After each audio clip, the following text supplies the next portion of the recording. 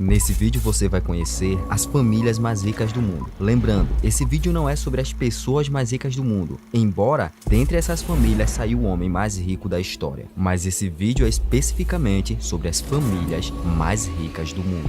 E caso você esteja pensando que eu vou falar de teoria da conspiração, a nova ordem mundial, Illuminatis, não vai ter nada disso. Quando falamos de famílias que dominam o mundo, estamos falando de famílias que exercem o controle financeiro do mundo há séculos. Você já ouviu falar do Mayer Amschel de Rothschild? Esse cara foi quem deu início à família Rothschild, considerada por muitos a família mais poderosa do mundo. Mas se liga só, o seu início não foi de riqueza. Imagina um judeu morando na Alemanha em 1744. Lembra do que aconteceu com os judeus na Segunda Guerra Mundial, principalmente em Auschwitz? Então, em 1744, os judeus já eram mal vistos. Com isso, eles viviam em guetos, todos unidos. Sabe, por exemplo, a Chinatown? São comunidades chinesas que existem em vários lugares no mundo. Talvez as Chinatown mais conhecidas sejam as do Japão e as dos Estados Unidos. E no Brasil, 70% dos chineses moram em São Paulo. Ou seja, vivem unidos como se fosse realmente um bairro.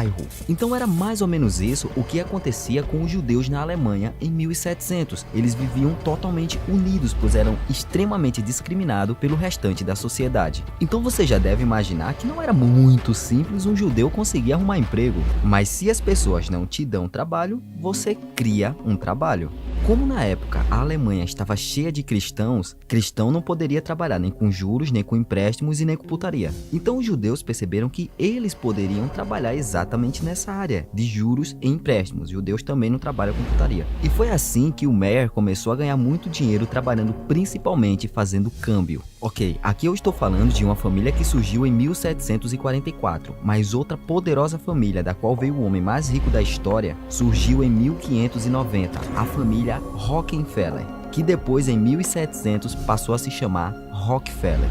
Mas se liga, hoje em dia nós temos o Forex, que trabalha com câmbio de moedas. E na época ainda não existia isso. Só que na época, se você fosse, por exemplo, de Frankfurt para Berlim, lá seriam duas moedas diferentes. Ou seja, precisava de alguém para fazer essa troca de moedas. E era exatamente esse o trabalho do Mayer. Mas isso não mudaria o fato de que judeu continuaria sendo mal visto. Como é que ele poderia crescer de verdade? Bem, ele percebeu que ele precisaria se tornar amigo do príncipe. E o príncipe adorava colecionar moedas. Assimilou as duas informações? E foi assim que o Mayer começou a administrar o dinheiro do príncipe William. Então essa jogada genial do Mayer de estar no lugar certo na hora certa fez com que a família Rothschild já se tornasse na época uma das 10 famílias judias mais ricas dentro da Alemanha. Ok, então eu estou te falando que em 1700 a família Rothschild já estava crescendo. E em 1700 também estava surgindo a família Rockefeller. Mais especificamente no dia 8/6 de 1839,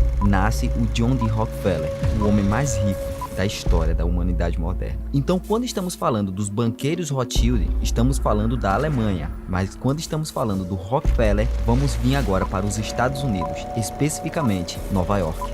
Ok, o pai do Rockefeller era um tremendo de um golpista safado que viajava o mundo inteiro tentando dar golpe. Já sua mãe era uma evangélica. Enquanto seu pai lhe ensinava o seguinte: se alguém te der uma mãozada na cara, joga um tijolo. A sua mãe ensinava a dar outra face. Só que a educação do Rockefeller nunca foi muito legal, porque desde criança o seu pai estava levando em suas viagens para que ele aprendesse também a dar golpe. Então, vindo de uma família tão desestruturada quanto essa, talvez você pense que o Rockefeller se tornou um exemplar homem, não é? Não exatamente. Quando ele era adolescente, ele foi acusado de ter estuprado uma jovem colocando uma arma na cabeça dela, a tal ponto que a família Rockefeller teve que sair urgentemente de Nova York. Então eles foram para uma cidade próxima, na qual existia muito trabalho com petróleo. Mas como Rockefeller ainda era muito jovem, ele não poderia trabalhar com isso. Daí ele começou a trabalhar vendendo doces e várias outras coisas. E em um período de tempo extremamente curto, Rockefeller conseguiu juntar $50. Mas não compara com o dólar de hoje não. Na época, o salário mínimo era tipo $5, então o que ele juntou era muita grana. Daí o Rockefeller começou a emprestar o seu dinheiro a juros. Sim, bem parecido com os Rothschild. Já no caso dos Rothschild, Mayer teve uma ideia brilhante. Ele pensou o seguinte: se os meus filhos estiverem nos lugares mais poderosos da Europa, logo a gente vai poder dominar a Europa. Então foi assim que Mayer deixou um dos seus filhos em Frankfurt, cidade no centro da Alemanha, com um centro financeiro que abriga o Banco Central Europeu. E os seus outros filhos também foram para lugares importantes, como Nápoles na Itália, Paris na França, Viena na Áustria e Londres na Inglaterra. Só que os Rothschilds estavam crescendo muito.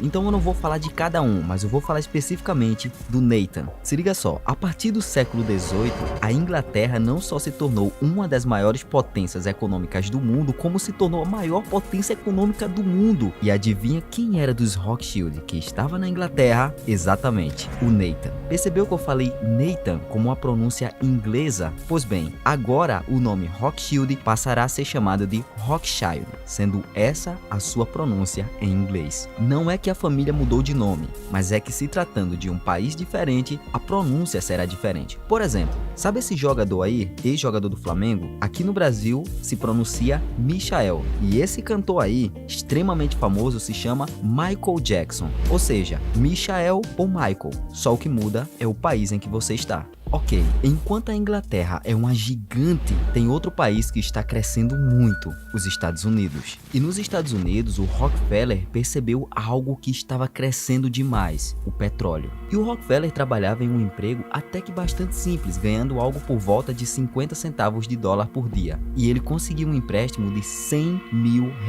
convertendo para os dias de hoje. Então, para um cara que sabe fazer dinheiro rápido e tendo 100 mil no bolso, agora é hora de fazer grana com petróleo. E existiam basicamente duas maneiras de fazer isso: perfurando ou refinando o petróleo. É muito comum você perceber que aqui no Brasil se extrai muito petróleo, aí refinam lá fora e a gente compra gasolina cara feito um inferno. Desde a época o Rockefeller já tinha noção disso, ou seja, refinar petróleo é bem mais interessante. E foi assim que surgiu a Standard Oil. Então eu estou te falando que na Inglaterra temos o Nathan representando os Rothschild como banqueiro e nos Estados Unidos o Rockefeller como petróleo. E caso você esteja pensando que agora está faltando os Rothschild chegarem nos Estados Unidos e governarem todo o banco americano, não foi exatamente isso que aconteceu. Se liga só, o Rockefeller nasceu em 1839, mas 2 anos antes, em 1837, estava nascendo o John Pierpont Morgan, o mesmo que em 1861 criaria o banco JP Morgan.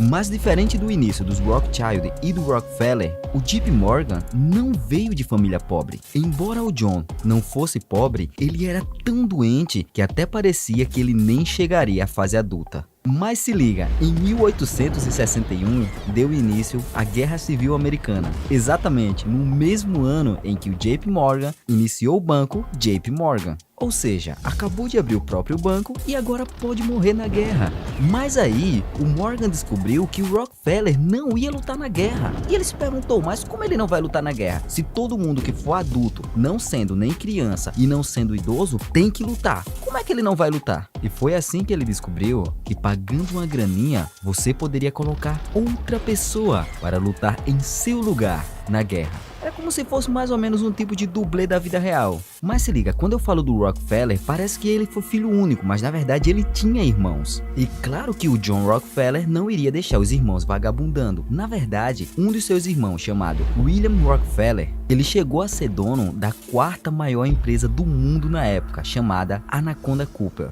Agora se liga, Anaconda Cooper sendo a 4ª maior empresa do mundo, você acha que os Rothschilds não iriam estar de olho? Que nada, meu amigo, os Rothschild meteram 7 milhões nessa empresa. E é claro que você tem que converter com a lógica da época. 7 milhões naquela época era equivalente a uns 100 bilhões de hoje. Ou seja, os Rothschild eram muito visionários quando iam investir o seu dinheiro. Para você ter uma ideia, uma guerra que estava acontecendo entre a França e a Inglaterra, imagina se alguma pessoa pudesse saber previamente quem iria ganhar essa guerra. Pois bem, foi assim que fez o Nathan Rothschild. Ele mandou um mensageiro observar quem está vencendo a guerra, e ele descobriu que quem está vencendo é exatamente a Inglaterra. Só que aí, olha o que foi que o safado do Nathan fez. Ele pagou várias pessoas para saírem espalhando pelas ruas e nos bancos que a Inglaterra estava perdendo a guerra, e era só questão de tempo para toda a Inglaterra estar totalmente quebrada. Ou seja, a Inglaterra estava vencendo a guerra e o povo acreditando que a Inglaterra estava perdendo. Daí você já deve imaginar, todas as pessoas estavam vendendo as suas ações a preço de banana. Ou seja, o Nathan, que tinha a informação privilegiada de que a Inglaterra iria vencer a guerra, pois já estava vencendo, pegou essas informações privilegiadas e manipulou, fazendo com que as ações caíssem 50, 60, 70, 90% do preço. E foi assim que o Nathan Rothschild colocou a Inglaterra no bolso e se tornou o membro da família Rothschild mais famoso. Mas você lembra que eu falei que em 1861 se iniciou a Guerra Civil Americana, na qual tanto JP Morgan quanto Rockefeller pagaram para não participar? Então, o Nathan Rothschild era um banqueiro e o JP Morgan também. Então o JP pensou, como é que eu posso fazer para ganhar dinheiro nessa guerra? Daí se liga, os preços dos títulos de créditos flutuavam demais, pois as pessoas não sabiam qual seria o resultado da guerra, nem mesmo o próprio JP Morgan. Mas se liga só, na corrida do ouro da Califórnia que aconteceu no século XIX, algumas pessoas ganharam muito dinheiro exatamente com o ouro. Mas sabe quem realmente ganhou dinheiro? Quem vendia pás e picaretas para quem achava que ganharia dinheiro com ouro. Então, o que o Morgan fez foi emprestar o seu dinheiro para quem queria comprar mais armas. E assim, JP Morgan fez muita, mas muita grana. Ok, uma hora a guerra iria acabar, e acabou. E quando a guerra acabou, 3 nomes que eram gigantes nos Estados Unidos eram Rockefeller, Vanderbilt e Carnegie. Então, só que aí é onde entra um problema. Rockefeller era obcecado por ser o homem mais rico dos Estados Unidos, mas ele não era o homem mais rico. Na verdade, o mais rico era exatamente o Vanderbilt. Então Rockefeller apostou todas as suas fichas. Ele fez o seguinte acordo: ele fechou de entregar para o Vanderbilt 60 vagões de petróleo por dia. Cara, nós estamos falando de toneladas de petróleo por dia, mas ele não tinha como fazer isso. Como ele não tinha dinheiro para isso, ele começou a pedir dinheiro emprestado para tudo que é gente, para tudo que é banco. Daí você deve ter pensado, então aí ele faliu, não é? Lembra que eu te falei que o JP Morgan ganhou muito dinheiro exatamente com a guerra? Se liga só, do jeito que acabou a guerra, muitas empresas de tamanho médio para pequena estavam quase falindo. E daí o Rockefeller percebeu o seguinte: eu espero essa empresa falir e eu fico ainda mais poderoso. Mas também ele tinha uma estratégia parecida com o Nathan Rothschild. Se liga só, se uma empresa está falindo, mas ainda não faliu, é porque algumas pessoas ainda gostam do produto daquela empresa. E se outra empresa vender o mesmo produto pela metade do preço, por qual razão você vai comprar daquela empresa que já está falindo? E vamos ainda gerar mais escassez. Aquele produto está sendo vendido com 90% de desconto na empresa do Rockefeller. Sim, o safado do Rockefeller fazia isso. Ele ficava no prejuízo, mas ele quebrava as outras empresas. Só que nessa parada, o Rockefeller virou muito poderoso. Ele já detinha mais da metade do mercado dos Estados Unidos. Sabe aquela parada do Mark Zuckerberg de quando uma empresa começa a crescer, como foi no caso do Instagram e do WhatsApp, ele vai lá e compra? Então, várias empresas faziam exatamente isso. Eles eram teoricamente concorrente do Rockefeller, já pensando em Rockefeller comprar sua empresa. Beleza, mas você lembra que eu falei há um tempo atrás que ele nem tinha condição de fazer tanto petróleo quanto era necessário para o Vanderbilt? Então, meu amigo, agora a situação está invertida. Ele já produz tanto petróleo que representa 98% de todo o petróleo feito nos Estados Unidos. Agora é o Vanderbilt que não está dando conta da quantidade de petróleo que o Rockefeller está mandando para ele. Ok, todo momento eu estava falando apenas do Nathan quando eu estava falando da família Rothschild, mas lembra que havia representante na Itália, na França, na Áustria e em outros países? Então, a família Rothschild já era muito poderosa, mas não gostava da ideia de ter que dividir fortuna. Então, uma curiosidade bastante bizarra da família Rothschild é é você ver primo casando com prima, tio casando com sobrinha e coisas do tipo. E por isso, muitas pessoas odiavam a família Rothschild, porque eles eram poderosíssimos, a família mais poderosa da Europa, e toda a sua riqueza ficava estabelecida entre si. Ok, já nos Estados Unidos, o Rockefeller decidiu fazer uma parceria com o John Scott. Esse cara era o segundo homem mais rico dos Estados Unidos na época. Só que com isso, o Vanderbilt sendo o primeiro mais rico e o John Scott sendo o segundo mais rico e o Rockefeller tendo parceria com os dois, o Vanderbilt não achou isso legal. Daí, se você entendeu bem o que eu estou te falando que os dois homens mais ricos dos Estados Unidos estavam disputando para ver quem iria ficar com o serviço do Rockefeller. Eu estou te falando que na prática ele colocou o primeiro e o segundo homem mais rico dos Estados Unidos para trabalhar para ele. E foi assim que o John D. Rockefeller se tornou o homem mais rico do mundo. Para você ter uma ideia, o Elon Musk, que é o homem mais rico do mundo atualmente, a sua fortuna é de mais ou menos 200 bilhões de dólares. O Rockefeller, a sua fortuna passava de 1 trilhão de dólares. Só que se liga, o JP Morgan foi o maior banqueiro da história, pois ele não apenas era um banqueiro, como ele também gostava de monopolizar tudo que ele encontrasse pela frente. No caso, o JP Morgan monopolizou a indústria do aço, exatamente como o Rockefeller fez com o petróleo. E para você ter uma ideia, atualmente o banco JP Morgan está entre os maiores bancos do mundo e está também entre os bancos mais rentáveis do mundo. Então, muitas vezes, um membro da família ser um grande empreendedor não necessariamente significa que toda a família continuará com o legado que alguém criou.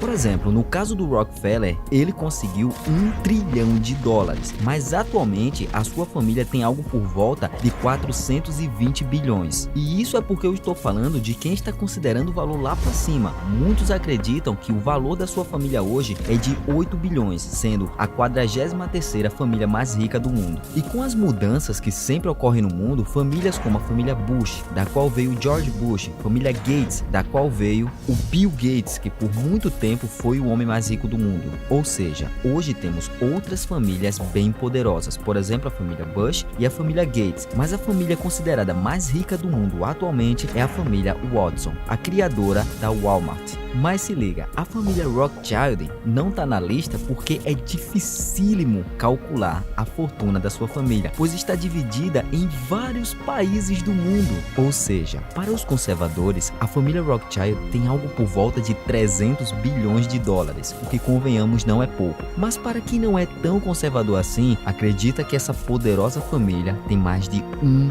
trilhão de dólares. Mas segundo o Instituto Federal de Tecnologia da Suíça, o capital do mundo basicamente está representado em 43 mil empresas. Eu sei, você não entendeu, eu vou te explicar. Imagina que você viu um vídeo do Primo Rico e decidiu investir o teu dinheiro na corretora Rico, ok? Porque você não quis investir na XP, que é a maior corretora do Brasil. Porém, a Rico faz parte da XP e a XP faz parte do Banco Itaú. Ou seja, no momento em que você investiu na Rico, indiretamente você investiu na XP e no Itaú. E é aí onde fica bizarro, porque segundo alguns levantamentos, somando todo o dinheiro do mundo, existe algo por volta de 170 trilhões de dólares, mas apenas 174 empresas controlam a totalidade desse dinheiro. Para você entender melhor o que eu estou querendo falar, eu estou falando que 174 empresas, direta ou indiretamente, ela controla as 43 mil, sendo que essas 43 mil são quem controlam direta ou indiretamente tudo no mundo. Então, por exemplo, grandes empresas podem trabalhar com comidas, remédios, armas, petróleo, entre outras coisas. Então vamos usar comida como referência. Vamos supor que 10 empresas representem 99% de todo o leite que é feito no mundo. Como o leite é o alimento mais consumido no mundo, nós sabemos que a grande maioria das comidas precisam de leite para ser feito. Ou seja, eu estou te falando que poucas empresas dominam a indústria alimentícia. Mas sabe o que é bizarro? Lembra que eu te falei de 174 empresas que controlam direta ou indiretamente praticamente o mundo? Pois bem, cerca de 87 companhias têm atuação diretamente no mercado financeiro, movimentando algo por volta de 390 bilhões bilhões. Então olha só, no passado, as famílias que dominavam o mundo, estamos falando de quem dominava petróleo, mercado financeiro, aço, mas quando falamos para os dias de hoje, nós ainda continuamos falando do mercado financeiro, de certa parte petróleo, mas tem algo que é muito relevante nos dias de hoje: a tecnologia. Você pode comprovar isso ao perceber que a empresa mais valiosa do mundo hoje é a Apple e em seguida a Microsoft. Mas se liga numa informação que é preciosíssima: tanto a família Rockefeller, Morgans quanto Rothschild têm atuação em bancos. Você já ouviu falar de uma coisa chamada reservas fracionárias? Eu vou te explicar como é que essa fraude acontece e ela existe nos dias de hoje. Teoricamente, os bancos deveriam funcionar assim: você coloca R$1 milhão no banco, o banco pega esse teu R$1 milhão e empresta para outra pessoa, e aí essa pessoa que pegou o empréstimo no banco, ela vai pagar um juros mensal ou anual para o banco, e você que colocou o dinheiro no banco vai ganhar uma parte disso. Então, teoricamente, o banco só pode emprestar uma quantidade de dinheiro que ele tem. Pois bem, as reservas fracionárias tirou isso. Agora o banco pode emprestar R$1 bilhão, sendo que ele tem apenas R$1 milhão. E se tudo der muito errado, na qual aconteça uma crise e todo mundo queira tirar o seu dinheiro ao mesmo tempo, os bancos então quebrariam. Mas eles não quebram, sabe por quê? Porque existe o Banco Central para emprestar dinheiro para os bancos. Mas o que está fazendo com que bancos ganhem muito dinheiro, mas muito dinheiro mesmo atualmente, não é o que fez os Rothschild. Ou seja, não é fazendo empréstimos, é fazendo aquilo que a UBS e a JP Morgan fazem atualmente. Como você sabe, existem pessoas que ganham dinheiro com o mercado financeiro. Mas se uma pessoa negociando bolsa de valores pode fazer milhões, algum momento você já pensou quanto um banco ganha com a bolsa de valores? E obviamente os bancos não operam a bolsa de valores com leitura de candles, Fibonacci ou qualquer outra coisa que não funciona. Na verdade, a UBS e a JP Morgan fazem bilhões através dos HFTs. Para você ter uma ideia, muitos traders aproveitam algum erro do mercado para fazer muitos bilhões, como foi o caso do George Soros, que conseguiu fazer isso com libras esterlinas, e o BNF conseguiu fazer mais de R$1 bilhão em apenas 16 minutos. Mas o maior trader do mundo se chama Gene Simons, operando com HFTs. HFT significa High Frequency Trading, ou seja, são robôs, especificamente algoritmos de alta frequência de negociação. Em outras palavras, um HFT pode fazer talvez milhares ou até milhões de negociações por minuto. Segundo algumas estimativas, cerca de 80% de todas as negociações que acontecem na bolsa de valores são por HFTs. Eu até poderia te explicar como é que os HFTs fazem arbitragem, spoofing e coisas do tipo, mas esse vídeo ficaria enorme. Então, como você entendeu, com o fim do pregão viva voz, agora o mercado financeiro estando com tecnologia, quem mais ganha dinheiro são exatamente os bancos e corretoras que utilizam os HFTs. Eles também usam outras maneiras, mas isso será tema de um outro vídeo. Mas a questão é, hoje em dia quem manda no mundo é a FANG.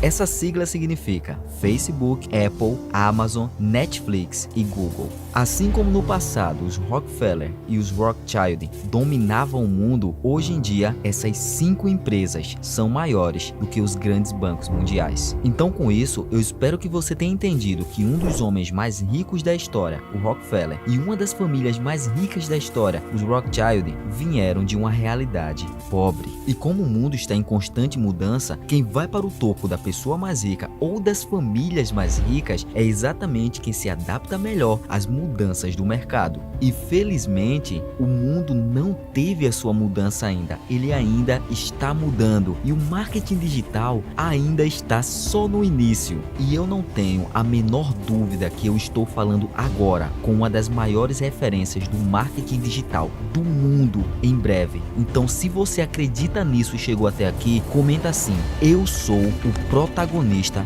da minha história.